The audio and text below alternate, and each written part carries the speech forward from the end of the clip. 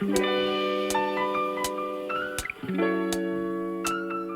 Oracle Jet's Auto MilQ helps you achieve professional-level, silky microfoam, whether you use dairy, soy, almond, or oat.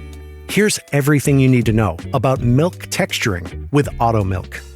Before you begin texturing, purge the steam wand for about 5 seconds by touching the milk icon. Touch it again to stop the steam. Let's start with learning how to adjust the milk temperature and texture for your chosen milk. Begin with fresh cold milk, filling the milk jug to just below the spout position. Lift the steam wand and insert into the milk jug. Lower the wand to be fully down.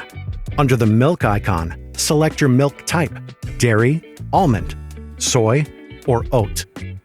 If using alternative milks to regular dairy, due to their fat and protein structure, these will require different steam pressure, temperature, and duration to create silky microfoam, ideal for latte art. While alternative milks are harder to texture and overheat easily compared with regular dairy milk, the Oracle Jet's Auto MilQ function makes milk texturing easier than ever. Adjust the milk temperature and the milk texture on the screen for your desired outcome. Whether you like a hotter coffee or need a lower temperature for your favorite alternative milk type, this function helps you achieve the perfect cup. To start texturing, touch the milk icon.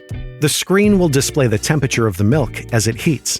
The milk should at least cover the steam wand tip, where the temperature sensor is located. Milk texturing will stop automatically when the selected milk temperature is reached.